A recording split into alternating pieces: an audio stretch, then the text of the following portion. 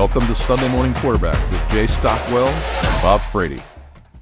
You know, I feel like not doing the podcast when we beat 56-7. What the heck? I mean, you know, you got to sort of like get yourself, rally somehow, get the energy back. So here's the thing. I understand, really, I do. Because I've been a lifelong Patriots fan, and they suck this year. Oh, yeah. And I've also been a lifelong Celtics fan, and they're great this year. And it's way more fun watching the Celtics than watching the Patriots. I have to say, that said, I did like them watching the Celtics put it to the Knicks last night. That was good. They just beat them like a rented mule. So, but here's the thing. You're a fan, and your fandom does not waver based upon the results. Now, your happiness may go up and down. Happiness is down. But your fandom, they're 5-2. You predicted they would be 5-2 going into this game. What are you talking about, mister? I think you're right. Well, no, I said 9-3 on the season, which is still possible, but oh my God. What's really got me bummed out is listening to, I shouldn't do this. I shouldn't listen to the press conferences because I've now concluded that my first impression of Marcus Satterfield, like when the very first day of Matt Rule spoke at the indoor stadium there, they interviewed Marcus Satterfield, and he just sounded dumb. He sounded... Well, hold on a minute there, mister. Just because someone doesn't have great elocution in public does not mean they're dumb. Okay. Just because because the opposite would then be true. If someone had great elocution in public, like this guy, then he would be smart. Not the case. Well, hold on. This guy's a moron. But if you're an offensive coordinator at a major Division I program, you're making more than $1 million a year, you should have the grasp of the basic metrics by which your team is measured, right? Yes, right? Between 4 and 5. I have to remind myself to run the ball. You're in the Big Ten. I came out last year, and what did we say in this podcast last year? I said the offensive coordinator needs to change, and they didn't. And so now I actually kind of feel bad for him because he fumbled that. I've spoken in public hundreds of times. I don't know if I've ever fumbled something as hard as he fumbled that press conference. It's like, yeah, you need to know your metrics, but you also need to know what you're facing and respond to it. So my opinion is this. He has a way that he wants to play the game. Yep. And everything else is like force fit into playing the game that particular way. And he wants to throw the ball. If he threw the ball 75 times and ran at 0, he'd probably be happy. I don't want to put words in his mouth. I can't say that for sure, but it seems like it. I've heard Rule say that. And so the problem that you have as a leader is not implementing your system. It's implementing a system that matriculates the ball down the field, whether it's business or it's football. And what we're seeing here is a pretty big admission by the offensive coordinator that he doesn't have a system that can adapt to his team. He wants the team to adapt to his system. And let me tell you something.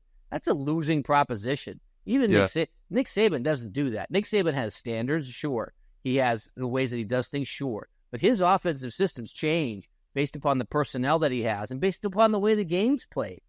And that was a doggy. That was a I am now playing for my job for the rest of the season type of interview if I haven't already been told I'm going to be let go at the end of the season.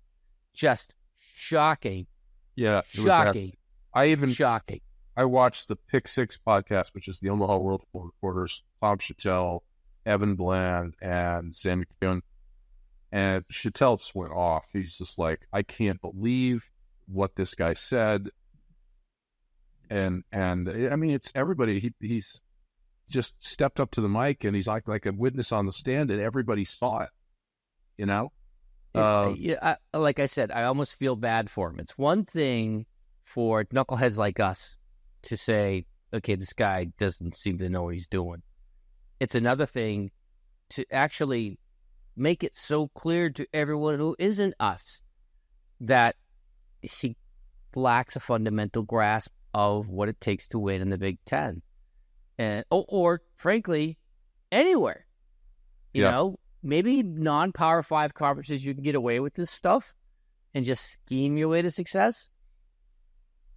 But it's like, to prove a point, they'll probably come out and run the ball the first 8 times in a row against Ohio State and not have an answer for the pressure defense. And so I watched Matt Rule's press conference. He's like, we didn't have an answer for their pressure defense. I'm like, it's like, this was exactly what we talked about in the last podcast. There's no answer. You've got to have options in your offense. It's like, they're going to pressure you. Got to have options. We have the 27th ranked rushing offense in the nation, and we don't run the ball. Okay. I mean, that's the crazy thing. We don't run the ball. And it'll be interesting to see. It'll be interesting to see now that this is out there, what do you think is going to happen? Look, they've got, I mean, if Matt Rule is not having to come to Jesus with that guy right now, then there's going to be a problem. So we need to see some change. And you got to manage your quarterback better. To your point, you got to give him like easy throws right down the middle, and not the ones where he's going to get one-on-one tackled behind the line of scrimmage. Get him downfield a little bit. Thomas Fidone, I mean, for God's sakes, the guy's 6'4". Just get him in the middle and throw him the ball, and get it out quick. Raiola goes through all of his progressions, and unfortunately, a lot of times the last one is way across the field, making it easier to intercept. I mean, it's frustrating, but you know what's funny is if you go back in Tom Osborne's history in 1997, here's what, and thanks for Coach Devaney, GBR 2024 for this. Here's Nebraska's offensive goals in 1997. 6 or more yards average per rushing attempt. Amen. 55% pass completions. Average Amen. Pass per attempt 7 yards or more. Scoring 40 points or more per game. Interception ratio 4% or less. These are basic measurements. What you're talking about is objectives, goals, strategies, measures. The measures. How are you going to measure yourself, Coach Satterfield, if you don't even know what they are? Are you saying they need an OGSMT? I'll give them. I don't care what framework they use. All of them have measures in it, and measures are metrics by which you measure, your progress and your progress against goals. So the worst If part, you know what they are, then we're in trouble, dude. Here's the thing: we're going to make it through the second season, the second year, and we're finding out that the coach doesn't understand the fundamental metrics of his offense. I mean, it's crazy. I understand that you're upset, but I've been dealing with this emotion for over a year now, and so I've processed it in a proper place. It's like, listen, all our bitching ain't going to change things. But he did say that the run game should be somewhere between 4 and 6 yards per play. 4 yards per play is second to last in the country. Yes. 6 yards per play would rank 56th.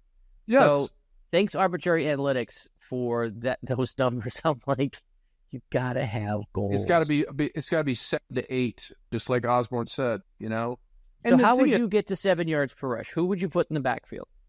Well, I see. I don't know what's going on, but like Gabe Urban hasn't played, and that guy's a horse. Yeah. I think they like Emmett Johnson and they like Dowdell. Then he fumbled. I love Dowdell. I would run Dowdell 25 times. I think they like him because they can catch the balls coming out of the backfield. I think that's the reason they're there. But man, oh man, just put a fullback in there, hand the ball off, and let Gabe Urban run up and down the field. He may be hurt. I don't even know what the deal is. But I think the most explosive player in the backfield is probably Emmett Johnson. And so I would build a game plan. I'd have an 8-man line for crying out loud, and I would just throw to the tight ends off of that and pressure. And you got Heinrich Harburg, who's got, some experience or deception. Anyway, listen, again, not an offensive coordinator. Yeah. All I do is try to build companies. I can't do that stuff. But all that said, and I suddenly went fuzzy because this is like my mind. Okay, now I'm back. I really feel for the guy. I really do. I have empathy now where I didn't have. When he didn't say anything, I didn't have any empathy. you fumble that hard, gosh, as a human being, I really here's some cleanup tomorrow. He's got to. I am bummed for the guy because, man, did he fumble that hard. And now he has a chance to recover. You know, if they put up more than 21 points, everyone will be fine. But it's like, whew. But the other thing is, you know, yeah, you can blame the offense, but where'd the defense go last week? Yeah. You know, the defense was on vacation. And it's like, but Rule had it right. His press conference was awesome. He said everything that we've been talking about. It's like they were pass blitzing and they were running the ball. It's like they weren't built to stop the run. So anyway, enough about last week. Last week is history. Turn the page, Stockwell. We're on to Ohio State. Ryan Day is a great coach. Yeah, Ryan Day is a great coach.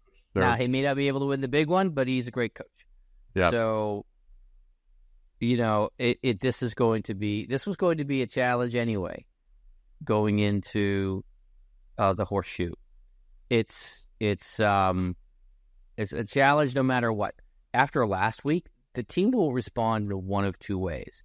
They will get beat 77-7, or it'll be a little bit tighter than we expect. Still not a close game, but a little bit tighter than we expect. As a fan, I vote for the latter. If I was an analyst, I'd probably vote for the former, but I vote for the latter. Yeah, I'm not doing. I'm coming out. We're going to lose big, 42-7. The line is what, 23 points? 25.5 points. Yeah, 25.5. So what's the over/under? 48. Yeah, so I'm going 42-7. So I'll take the over and the loss hard. So this is so good. I don't understand Las Vegas at all. Obviously, by my choice of non-bets last week. It's like the over's 48. It's like they just gave up 56 points, and you're telling me the over's 48? And Ohio State averages almost 40 points a game. Yep. So I think it's going to be a little closer. I think that the pride of these kids is going to be tested, and I think they'll respond a little bit better. And I don't think we'll catch the first kickoff on the 1 yard line and run out of bounds. Well, hopefully not. But it is an opportunity to redeem some pride. And I think that 35-21 is probably where I come in, as offense does a little better, defense does a little better than expected. And, you know, but it's almost like they came off a vacation and just didn't show up. But, you know, we'll see. We'll see. I will watch the game with closed. You know what I'll do? I have YouTube TV, so I'll watch it in multi-view. That way I can just change. Are you running late this weekend, or are you around? No, I'm home. All right, we're actually home. Actually watch a game. We're both home. Well, I don't want to listen to all the Stockwells yelling at the screen. So we can watch the game together. We'll come to the basement and have some. We're supposed to play golf though in the second half, so we'll have to maybe see what we do about that. Yeah, we'll see what happens if so here's the litmus test. How many points at halftime drive us to the golf course? Oh, we'll be out. If we're down like 21-0 in the first quarter, we're down in the range. Okay. I mean, so it's 21 points. Yeah. If they're down by less than 21 points, do we stay for the second half? Yeah. I mean, if we're within reasonable, if we're down by 14 at half, we watch the second half. Yeah. Listen, I still have faith in this team. You know, maybe it's not as good as I thought. I have faith in Matt Rule. I think he's an amazing, motivator and sort of inspiration for the team. But he's got to have lieutenants that know what they're doing, and that's my biggest concern. You know, listen, sometimes the game changes, and people don't change along with the game. We see this in business all the time. It's like, I had a certain system, it worked really well, and then things changed, it didn't work so well.